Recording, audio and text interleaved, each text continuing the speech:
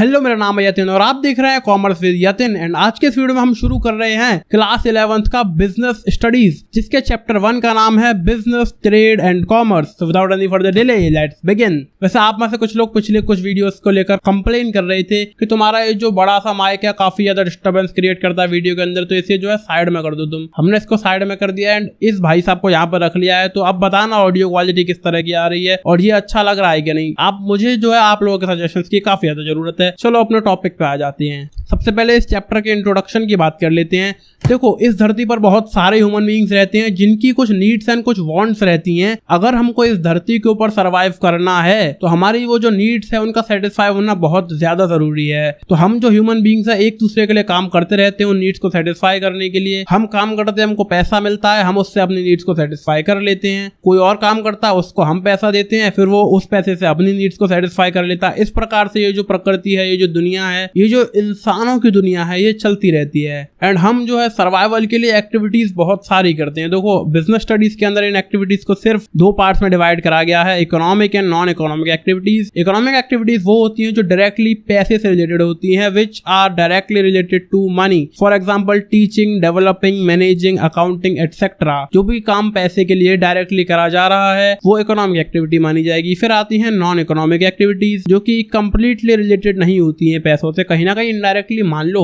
होगी, लेकिन डायरेक्टली ये नहीं है कि उसके बदले मुझे पैसा मिल जाएगा। जैसे कि मैं खाना खा रहा हूं तो उसके बदले मुझे पैसा नहीं मिलेगा डायरेक्टली। मैं नहा रहा हूं तो उसके बदले मुझे पैसा नहीं मिलेगा। मैं हंस रहा हूं, मैं रो रहा हूं, मुझे उसके बदले डायरेक्टली पैसा तो नहीं मिलेगा। For an example eating, drinking, bathing, laughing, crying etcetera. So और आगे बढ़ेंगे तो यहाँ पर जो है पैसा कमाने के 3 ही तरीके दिए गए हैं। मतलब तरीके बहुत सारे हैं, उनको 3 पार्ट्स में डिवाइड करा गया है। पहला है जॉब, दूसरा प्रोफेशन एंड तीसरा बिजनेस। जॉब के अंदर हम जो पैसा है वो सैलरी के रूप में कमाते हैं और प्रोफेशन में हम फीस के रूप में पैसा कमाते हैं एंड जो बिजनेस है उसमें पैसा हम कमाते हैं प्रॉफिट के रूप में। थोड़ा सा और आगे बढ़ेंगे तो चलो बिजनेस की बात करते हैं। इस सब्जेक्ट में हम जो है मेनली बिजनेस की ही बात करेंगे। तो ये जो बिजनेस है ये कोई आज की चीज नहीं है, ये सैकड़ों सालों से चलता हुआ आ रहा है। जो ब्रिटिशर्स भी इंडिया के अंदर आए थे वो बिजनेस करने के बहाने से आए थे। बहाने से तो क्या, वो आए ही बिजनेस करने के लिए थे। लेकिन जब उन्होंने देखा कि यहाँ के लोग तो कुछ ज्यादा ही अच्छे हैं, दिल के बहुत ज्यादा अच्छे थे हमारे लोग, जो कि पहले भी थे कुछ हद तक अब भी हैं, तो इन लोगों को जो है लूट लिया गया। लाइक हमारे जो पुराने लोग रहे, हमारे पूर्वज लोग, उन लोगों को लूट लिया गया। इंडिया को बहुत अमीर से बहुत गरीब बना दिया गया। ब्रिटिशर्स ने इस चीज का फायदा उठा लिया था, लेकिन उनका जो मेन मोटिव था यहाँ पर आने का वो बिजनेस करना ही था। तो बिजनेस आज की चीज नहीं है, बहुत समय से चलता हुआ आ रहा है। थोड़ा सा और आगे बढ़ो। यार ये क्या कर दिया, इसको हटाओ। चलो आगे बढ़ो। अब role of business in development of economy. हमारी जो इकोनॉमी है ना उसका एक बहुत बड़ा पार्ट है बिजनेस। भले ही जॉब में जो लोग काम कर रहे हैं और प्रोफेशन में जो लोग काम कर रहे हैं वो हमारे लिए मैटर करते हैं, although they matter a lot, but जो बिजनेस है वो बहुत ज्यादा मैटर करता है। 90% से ज्यादा जो चीजें हैं वो बिजनेस के ऊपर डिपेंडेंट है। हम ह्यूमंस के लिए जितनी भी नीड्स एंड वांट्स है वो मेनली बिजनेस ही सेटिस्फाई करते हैं। जो सैलरी पर और जो फीस के ऊपर जो लोग काम कर रहे हैं प्रोफेशन और जॉब्स में, वो कहीं ना कहीं कम रोल प्ले कर रहे हैं हमारी लाइफ में। कर वो भी रहे हैं, बिना उनके भी जिंदगी नहीं चलेगी, लेकिन बिजनेस जो है बड़े रोल्स प्ले कर रहे हैं। तो काफी बड़ा रोल है बिजनेस का डेवलपमेंट ऑफ इकोनॉमी के अंदर। थोड़ा सा और आगे बढ़ेंगे तो यहाँ पर कुछ मेजर ट्रेडिंग सेंटर्स आ जाते हैं एशियंट इंडिया के।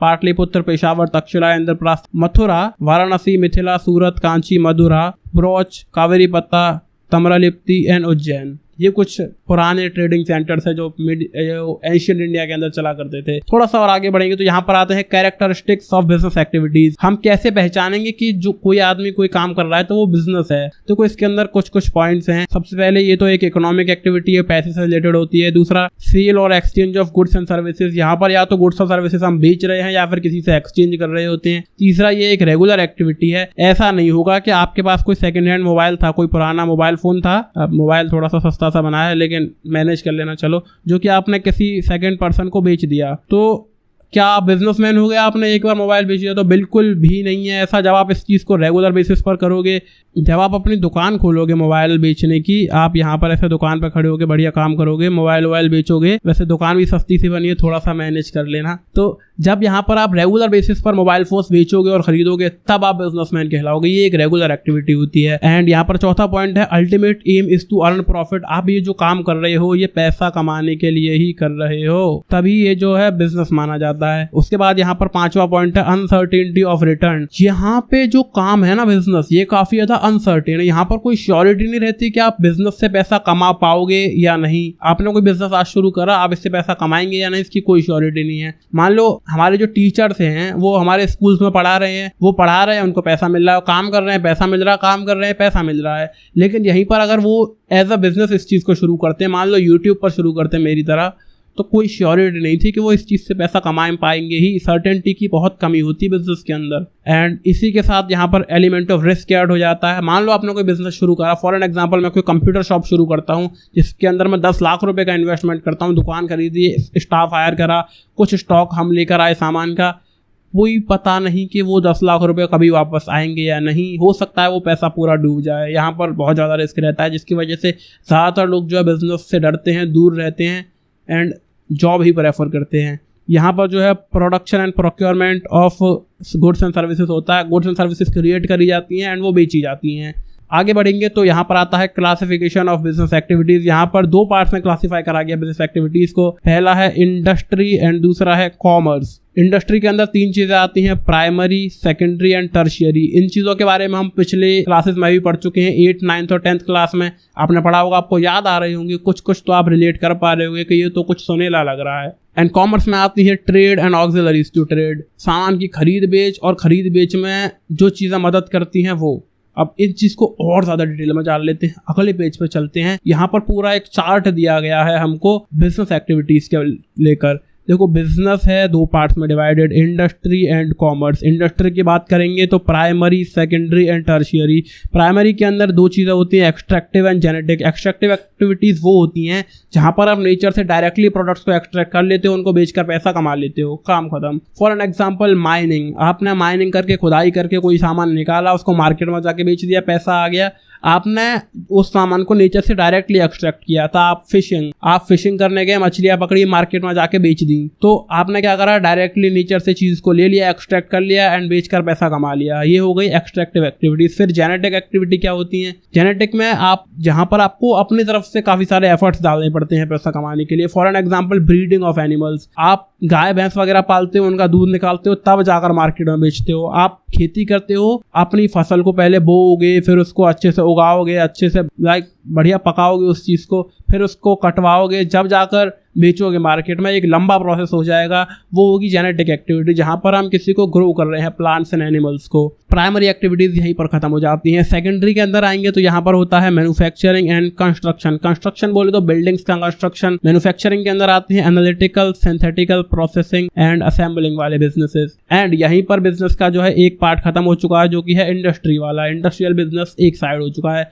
दूसरे साइड की बात कर लेते हैं, जो कि है कॉमर्स। यहाँ पर 2 चीज़ें होती हैं, trade and auxiliaries to trade. Trade मतलब सामान की खरीद बेच, और ऑक्सिलरीज टू ट्रेड मतलब जो खरीद बेच को सपोर्ट करती हैं जो चीज़ें। देखो इसमें भी, खरीद बेच में भी 2 चीज़ें आती हैं, इंटरनल एंड एक्सटर्नल। 2 प्रकार की होती हैं ट्रेडिंग भी। इंटरनल यानी कि जो हम अपने देश के अंदर कर रहे हैं, नेशनल ट्रेड, होलसेल और रिटेल में। आप किसी होलसेलर से सामान जाके खरीद लो अपनी दुकान पर बेचने के लिए, वो आपके लिए इंटरनल ट्रेड होगा। आप खुद रिटेलर हो, दुकान पर सामान रखते हो एंड इंडिया में ही बेचते हो, आप रिटेलर हो, आप इंटरनल ट्रेड कर रहे हो, इंडिया के अंदर ही अंदर कर रहे हो। लेकिन अगर आप इंटरनेशनल ट्रेड भी करते हैं तो आप एक्सटर्नल ट्रेडर बन जाएंगे, जिसके अंदर इंपोर्ट, एक्सपोर्ट एंड ऑनट्रपोर्ट होता है। इंपोर्ट यानी कि सामान किसी दूसरी कंट्री से अपनी कंट्री में मंगवाना, एक्सपोर्ट यानी कि दूसरी कंट्री में सामान भेजना, एंड ऑनट्रपोर्ट वो जगह जहां पर इंपोर्ट एंड एक्सपोर्ट होता है। उसके बाद ऑक्सिलरीज टू ट्रेड की अगर हम बात करेंगे तो यहाँ पर आता है ट्रांसपोर्टेशन, सामान का ट्रांसपोर्टेशन एक स्टेट से दूसरे स्टेट में, एक कंट्री से दूसरी कंट्री में। वेयर हाउसिंग, सामान की जो स्टोरेज रहती है वो। हमने जो है सामान बहुत सारा बनाया, गुड्स प्रोड्यूस करे अपनी फैक्ट्री के अंदर, अपनी कंपनी के अंदर चीजें जो है बनाई एंड फिर उनको स्टोर करा, अपनी इन्वेंटरी में रखा, बहुत सारा स्टॉक रखा, उसे हम कहते हैं वेयर हाउसिंग। तीसरा आता है इंश्योरेंस। उस चीज का हमने इंश्योरेंस करवा के रखा। मान लो आपने लाखों लाख की गुड्स प्रोड्यूस कर ली, अब किसको पता है कि कल उस वेयर हाउस में आग लग जाएगी या नहीं? क्या पता कभी उसमें आग लग गई, चोरी होगी, उसका जो है क्या होगा, कौन जिम्मेदार होगा? तो इसके लिए हम उसका इंश्योरेंस करा लेते हैं इंश्योरेंस कंपनी से। फिर आते हैं बैंकिंग एंड फाइनेंस। आपके पास कमी पड़ रही है पैसे की, फंड्स की कमी है कि सामान का प्रोडक्शन करें कैसे, बेच देंगे तब पैसा तो आ जाएगा, सामान बिक जाएगा और पैसा भी आ जाएगा। लेकिन उसे बनाने के लिए पैसे नहीं हमारे पास, वो कहाँ से लाएंगे? वो हम बैंक वगैरह से लोन ले सकते हैं, ये भी एक ऑक्सिलरी टू ट्रेड है। उसके बाद आती है लास्ट में एडवर्टाइजिंग। हमने सामान बना लिया, बढ़िया एक कंपनी बना ली, एक अच्छा खासा प्रोडक्ट हमने बना लिया, एंड उसके बारे में लोगों को पता ही नहीं है। जब लोगों को पता चलेगा तब तो उसे खरीदेंगे ना। लोगों को पता कैसे चलेगा? वो एडवर्टाइजिंग के थ्रू चलेगा। तो ये भी एक काफी इंपॉर्टेंट ऑक्सिलरी टू ट्रेड है। यहाँ पर जो है बिजनेस का जो पूरा चार्ट जैसा है पूरा हो चुका है। ये गंदगी के लिए आई एम सो सॉरी, मैं इस चीज़ के ऊपर लिखने की प्रैक्टिस अभी कर रहा हूँ। ज़्यादा अच्छे प्रोफेशनल टीचर हम नहीं हैं, लेकिन कोशिश कर रहे हैं। आते हैं ऑब्जेक्टिव्स ऑफ बिजनेस। आखिर बिजनेस होता क्यों है? बिजनेस से क्या क्या चीज़ें होती हैं? देखो, सबसे पहला मार्केट स्टैंडिंग, हमारी मार्केट में वैल्यू बनती है, हम थोड़े से पॉपुलर हो जाते हैं, लोग हमें जानने लगते हैं। दूसरा इनोवेशन, दुनिया का इनोवेशन, लोगों की लाइफ की क्वालिटीज़ को अप करना, जो भी चीज़ें चल रही हैं उनको और ज़्यादा इम्प्रूव करना, ये बिजनेस का ऑब्जेक्टिव है। तीसरा है प्रोडक्टिविटी, प्रोडक्टिव काम करना, प्रोडक्टिविटी को बढ़ाना, लोगों की ज़्यादा लोगों को एम्प्लॉयमेंट देना, एंड ये सारी चीज़ें जो है ऑब्जेक्टिव ऑफ बिजनेस कहलाती हैं। एंड चौथा पॉइंट आता है फिजिकल एंड फाइनेंशियल रिसोर्सेज हमारे पास होते हैं। जो कोई बिजनेसमैन होता है, अच्छा खासा ग्रो कर रहा होता है, तो वो काफ़ी सारे फिजिकल एंड फाइनेंशियल रिसोर्सेज के बाद रहते हैं। काफ़ी सारा पैसा रहता है बैंक के अंदर, काफ़ी सारे रिसोर्सेज और भी चीज़ें उसके पास होती हैं, बहुत सारे एसेट्स होते हैं, बहुत सारी जमीन वगैरह उसके पास रहती है। तो ये सब भी एक ऑब्जेक्टिव ऑफ बिजनेस है। पांचवा पॉइंट हमारा आ जाता है अर्निंग प्रॉफिट्स, पैसा जो है कमाते हैं। जो अल्टीमेट गोल है हर एक बिजनेस का, वो पैसा कमाना ही है। उसके बाद एक लास्ट पॉइंट यहाँ पर आता है सोशल रिस्पॉन्सिबिलिटी। जो एक बिजनेसमैन होता है उसके पास एक रिस्पॉन्सिबिलिटी होती है कि मुझे जो है अपनी सोसाइटी को ग्रो करना है। जितने पॉइंट्स मैंने आपको बताए, सबकी जिम्मेदारी होती है एक बिजनेसमैन के ऊपर कि ये सब चीज़ें तो मुझे संभालनी पड़ेंगी, तभी मैं एक अच्छा बिजनेसमैन, एक अच्छा कारोबारी, एक अच्छा व्यापारी कहलाऊंगा। आगे बढ़ते हैं। चलो, मैंने आपको पहले भी कहा था कि बिजनेस के अंदर रिस्क तो काफी ज्यादा होता है। एंड रिस्क होता क्यों है? वो होता है अनसर्टेनिटीज की वजह से। अब बिजनेस रिस्क को थोड़ा सा डिटेल में जान लेते हैं। हम आते हैं नेचर ऑफ बिजनेस रिस्क के ऊपर। यहाँ पर कुछ पॉइंट्स लिखे गए हैं आपके लिए। सबसे पहला है risk is an essential part of every business. आप जब बिजनेस शुरू करोगे तो आपके 90% चांसेस हैं कि आप इसके अंदर फेल होने वाले हैं। ये एक बिटर ट्रुथ कहो या ऐसे कुछ भी कहो, लेकिन यही सत्य है। फिर दूसरा पॉइंट आता है risk arises due to uncertainties. ये मैं आपको पहले भी बता चुका हूँ, अनसर्टेनिटीज के कारण ही रिस्क होता है। और तीसरा पॉइंट है degree of risk depends mainly upon the size and nature of your business. आप किस प्रकार का बिजनेस कर रहे हैं। अगर आप मान लो कोई ऐसा बिजनेस कर रहे हो जो टेस्टेड मॉडल है, जो चीज पहले से चलती हुई आ रही है, मान लो आपको परचूनी की दुकान खोल ले हो, तो चांसेस ज्यादा है आपके ग्रो करने के इन कंपैरिजन टू एक ऐसा बिजनेस जो पहले से पॉपुलर नहीं है, जो टेस्टेड मॉडल नहीं है। आप कोई ऐसा एप्लीकेशन बना रहे हो जो पहले किसी ने नहीं बनाया है, तो उसमें रिस्क ज्यादा है कि आप ग्रो कर पाओगे कि नहीं। ये नेचर ऑफ बिजनेस का अंतर हो गया। पहला तो एक परचूनी की दुकान जो बहुत चलती है, तो आप भी कहीं ना कहीं चली जाओगे। दूसरा एक एप्लीकेशन ऐसा जो पहले किसी ने नहीं बताया, लाइक पहले किसी ने नहीं बनाया, आप पहली बार ऐसा कुछ लेकर आ रहे हो मार्केट में, तो उसमें जो रिस्क ज्यादा है ग्रो ना कर पाने का। एंड इसी के साथ जो है साइज पर भी डिपेंड करता है, आप बिजनेस कितने बड़े से शुरू कर रहे हो। मान लो हम एप्लीकेशन डेवलपमेंट की ही बात कर लेते हैं। आप कोई एप्लीकेशन बना रहे हो, 1,50,000 रुपए का इन्वेस्टमेंट करके आप 1 या 2 लोग मिलकर कोई ऐप बना रहे हो। आपने एक डेवलपर रख लिया, एक डेवलपर जो है वो आपके एप्लीकेशन को बनाएगा, एंड आप जो है उस बिजनेस को मैनेज करोगे, सारी अकाउंटिंग वगैरह करोगे, पूरा मैनेजमेंट आप करोगे। तो आप 2 लोग मिलकर उस बिजनेस को चला रहे हो, जिसमें आपने खर्चा करा है 1 लाख या 50,000 रुपए के आसपास, तो वो है एक छोटा रिस्क। यहीं पर आप एक बिजनेस शुरू करते हो जहां पर आप 25 डेवलपर्स की टीम लेकर आते हो, एक अच्छा खासा बिजनेस के लिए ऑफिस खरीदते हो, वहां पर खूब सारा महंगा इक्विपमेंट खरीदते हो, एंड करोड़ों का इन्वेस्टमेंट उस बिजनेस के अंदर आप करते हो। तो वहां पर जो है रिस्क ज्यादा है, वहां पर करोड़ों का रिस्क है, क्योंकि वो एक बड़े साइज का बिजनेस है। एंड जब एक छोटे साइज का बिजनेस आप कर रहे होंगे तो उसके अंदर जो है रिस्क छोटा होगा। तो ये चीज़ भी साइज ऑफ बिजनेस के ऊपर डिपेंड करती है।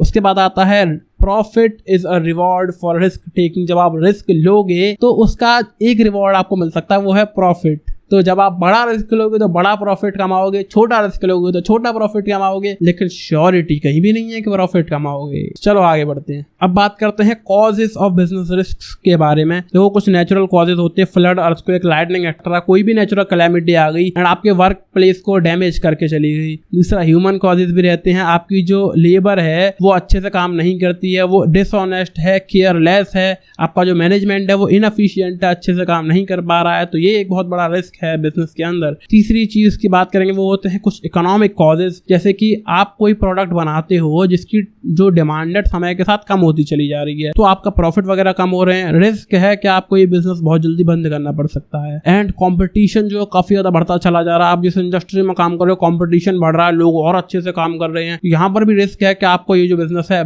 बंद करना पड़ सकता है। और टेक्नोलॉजी के अंदर जो चेंजेस रहते हैं उनने तो रेड मार रखी है आजकल बहुत सारे बिजनेसेस की। टेक्नोलॉजी के चलते काफ़ी सारे बिजनेसेस ठप हो चुके हैं। बहुत सारे एग्जांपल्स आपको ऑनलाइन मिल जाएंगे, आप आराम से इसके बारे में लंबी रिसर्च कर सकते हो। यहाँ पे ज़्यादा बातचीत नहीं कर रहे, अगले पॉइंट पे बढ़ते हैं। कुछ और कॉजेज भी रहते हैं, जैसे कोई मैकेनिकल फेलियर हो गया, आपकी कोई मशीन खराब हो गई, ये भी है भाई साहब। चलो आगे बढ़ते हैं। यहाँ पर आता है starting a business basic factors. आप जब बिजनेस शुरू कर रहे हो तो आपको किन किन फैक्टर्स का ध्यान रखना पड़ेगा। ये क्या कर दिया भाई साहब, अरे लाइन नहीं बनी, हाँ बन गई, गलत बन गई, दोबारा बनाते हैं। Starting a business basic factors. एक बिजनेस को शुरू करने के लिए कुछ बेसिक फैक्टर्स जो हमको ध्यान में रखने पड़ते हैं। सबसे पहले selection of type of business. आप किस प्रकार का बिजनेस कर रहे हैं, किस इंडस्ट्री में आप शुरू कर रहे हो। आप ऑनलाइन बिजनेस कर रहे हो तो आप सॉफ्टवेयर इंडस्ट्री में घुस रहे हो, या फिर एक यूट्यूबर बन रहे हो, या फिर एक ब्लॉगर बन रहे हो। ये चीज आपको ध्यान में रखनी पड़ेगी। आप ऑफलाइन बिजनेस कर रहे हो तो आप रियल एस्टेट का शुरू कर रहे हो, आप परचूनी की दुकान खोल रहे हो, आप कपड़े की दुकान खोल रहे हो, या फिर आप MBA चाय वाला की तरह चाय का ठेला लगा रहे हो। एंड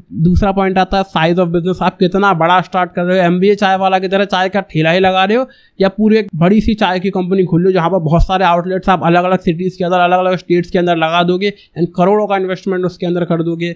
साइज ऑफ बिजनेस भी आपको डिसाइड करना पड़ता है। तीसरा आता है लोकेशन ऑफ बिजनेस एंटरप्राइज। आप किस जगह पर अपनी फैक्ट्री को सेटअप करते हो। आप मान लो कोई ऐसी फैक्ट्री लगा रहे हो जो पॉल्यूशन है काफी ज्यादा होता है, तो आपको ये मेक श्योर करना पड़ेगा कि आप उसे रेसिडेंशियल एरिया से थोड़ा सा दूर बनाएं। लेकिन रेसिडेंशियल एरिया जो रहता है, घर वाला एरिया, उससे आप इतना भी दूर ना बना दें अपनी जो फैक्ट्री है, यार पेज से बाहर निकल जाएगी। आपकी जो फैक्ट्री है उसको इतना भी दूर ना बना दें आपकी जो लेबर है, जो लोग हैं आपके पास काम करने वाले, वो ही ना पहुंच पाए आपकी फैक्ट्री तक। तो एक अच्छी खासी लोकेशन आपको चूज करनी पड़ती है। यहाँ पर आप चौथे पॉइंट पे आओगे तो फाइनेंशिंग द प्रपोजिशन। आप बिजनेस शुरू करने के लिए कुछ पैसे की आपको जरूरत पड़ेगी, वो भी आपको देखना पड़ेगा कितना पैसा लगेगा, वो हमारे पास है कि नहीं, किन सोर्सेज से वो आएगा, इन सब चीजों का ध्यान भी रखना पड़ता है। पांचवें पॉइंट की बात करेंगे, वो आते हैं कुछ फिजिकल फैसिलिटीज। आप जिस जगह पर अपना बिजनेस सेटअप कर रहे हो, फॉर एन एग्जाम्पल मैं अपना सॉफ्टवेयर कंपनी के लिए ही बिजनेस सेटअप कर रहा हूँ, आई मीन अपना ऑफिस सेटअप कर रहा हूँ, तो मुझे मेक श्योर करना पड़ेगा कि वहां पर एक अच्छा इंटरनेट अवेलेबल हो, वहां पे मेरे जो लोग हैं अच्छे से पहुंच पाएं, सेफली पहुंच पाएं, रोड वहां पर अच्छा हो, इंटरनेट अच्छा होना चाहिए, पानी, खाना,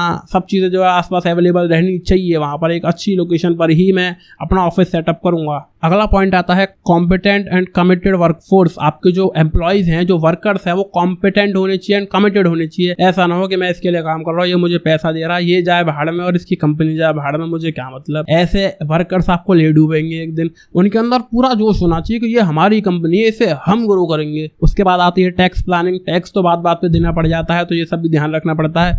फिर launching the enterprise and in the end आप अपने बिजनेस को लॉन्च कर देते हैं। इसी के साथ आपकी बिजनेस स्टडीज का चैप्टर 1 खत्म हो जाता है। Thank you so much for watching. And आपका कोई भी सुझाव है, कोई भी सवाल है, then please let me know in the comment section. Like, share, comment, subscribe and bye bye.